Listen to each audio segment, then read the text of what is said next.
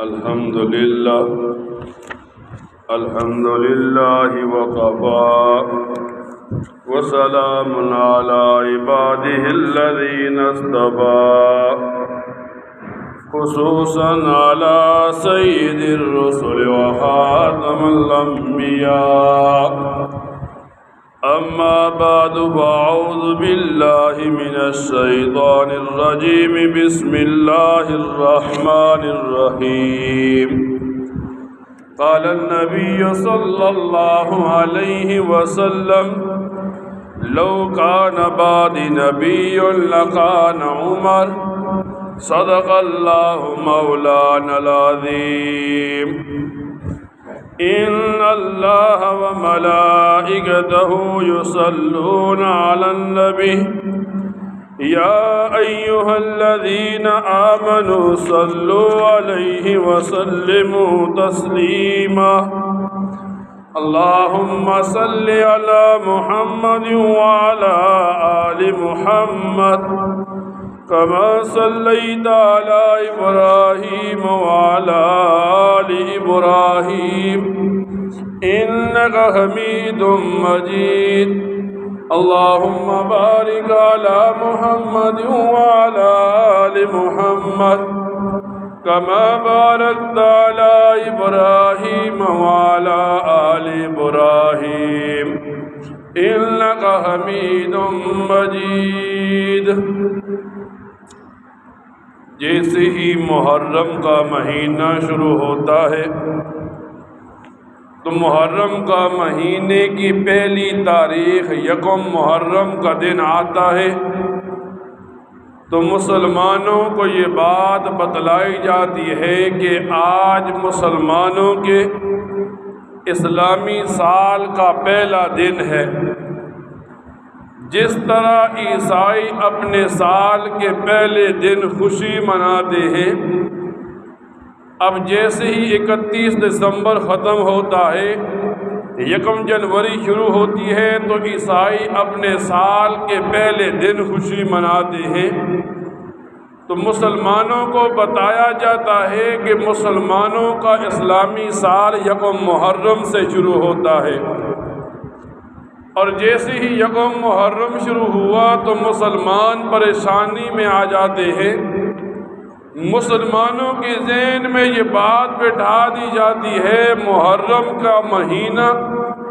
نحوستوں والا، مایوسیوں والا، نا امیدیوں والا مہینہ ہے۔ اب سوال پوچھا جائے کیوں اس مہینے کو منحوس سمجھا جاتا ہے، تو ایک ہی سوال کا جواب اٹھتا ہے کہ اس مہینے میں نبی کریم صلی اللہ علیہ وسلم کے نواسے حضرت فاطمہ، حضرت علی المرتضیٰ رضی اللہ تعالی عنہما کے صاحبزادے حضرت حسین کو شہید کیا گیا، اور یہ بات رکھ کر مسلمان کے ذہن میں تشویش ڈال دی گئی کہ یہ محرم کا مہینہ منحوس اور غم کا مہینہ ہے، اور مسلمان بھی اتنا سادہ ہے، ان باتوں کو لے کر بیٹھ جاتا ہے اور ان چیزوں کو نہیں لیتا جن کے بارے میں شریعت مطہرہ رہنمائی کرتی ہے۔ حالانکہ کوئی بندہ جب اللہ کی راہ میں شہید ہو جائے، ایک بندہ اللہ کی راہ میں قتل کر دیا گیا، تو قرآن کریم میں اللہ تعالیٰ ارشاد فرماتے ہیں وَلَا تَقُولُوا لِمَنْ يُقْتَلُ فِي سَبِيلِ اللَّهِ أَمْوَاتٌ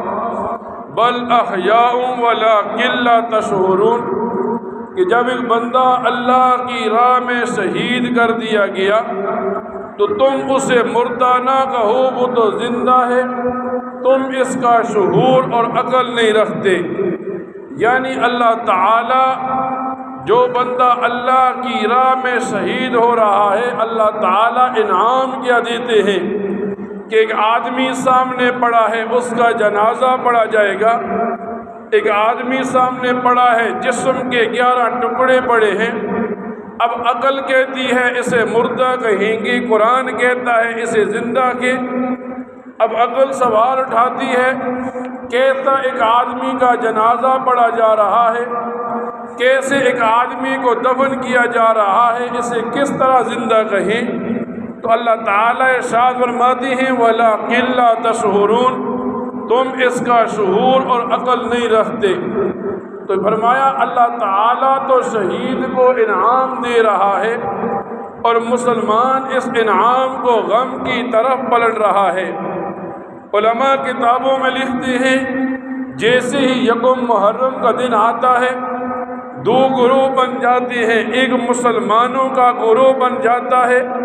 ایک کافروں کا گروہ بن جاتا ہے۔ مسلمان محرم کے ان دنوں میں خوشی مناتے ہیں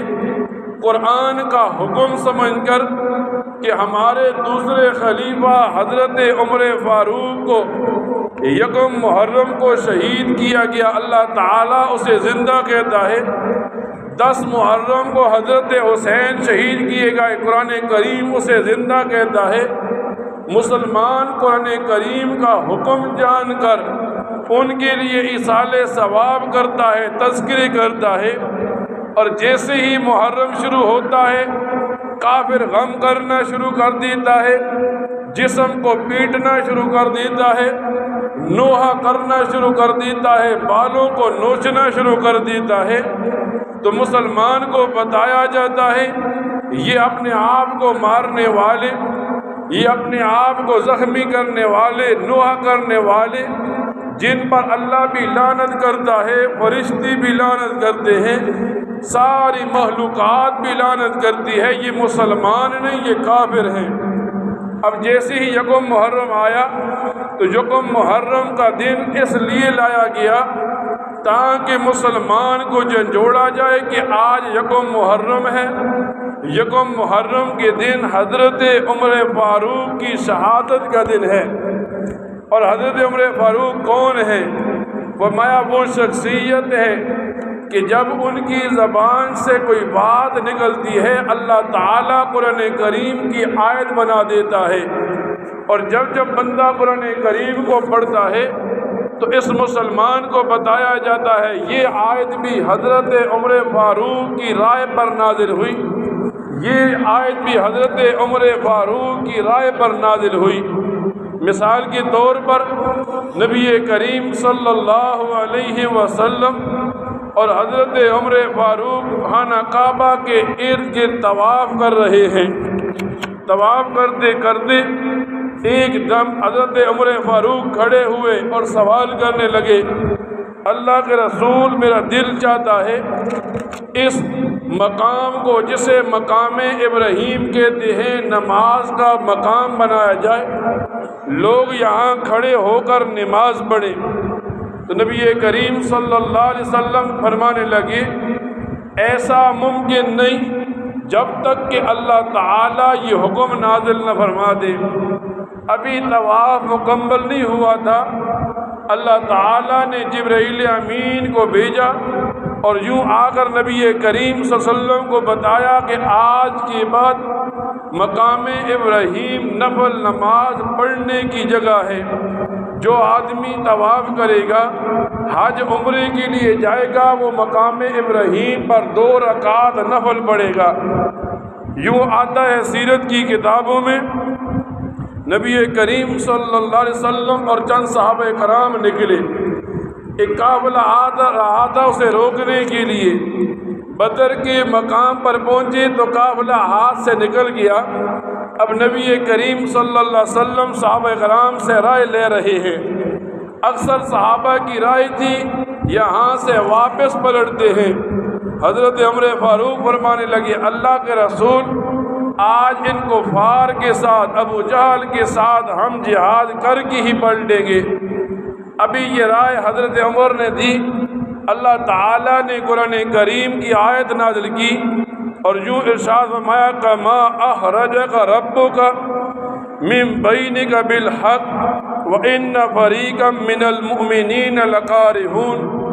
کہ یہاں جب اب آ گئے ہیں اب آپ کو یہاں ان کے ساتھ مقام بدر پر جہاد کر کے ہی لوٹنا چاہیے۔ یوں آتا ہے قرآن کریم کی تفاسیر میں نبی کریم صلی اللہ علیہ وسلم اور صحابہ کرام 5 ہجری میں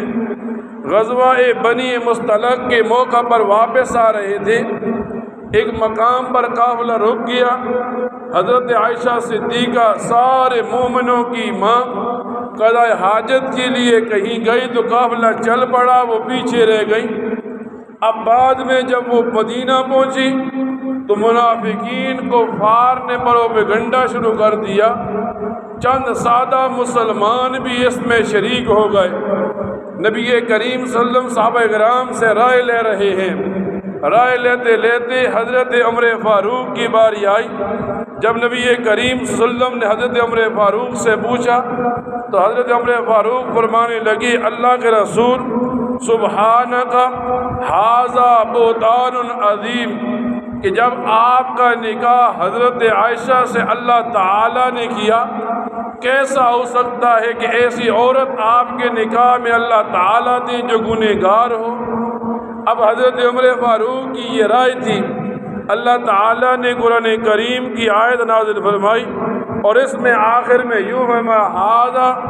سبحانک بہتان عظیم، کہ یہ بڑا بہتان ہے۔ اب جیسے ہی یہ یکم محرم کا دن آیا،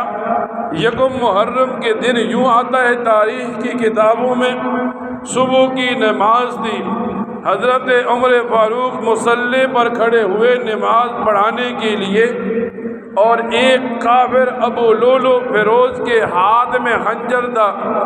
وہ آگے ہوا نماز کی حالت میں حضرت عمر فاروق کو اوپر حملہ کر کے شدید زخمی کر دیا۔ اب وہ بھاگنا چاہتا تھا، بھاگ نہیں سکا، تو وہیں مسجد میں سب کے آگے کھڑا ہو کر اپنے آپ کو قتل کر دیا۔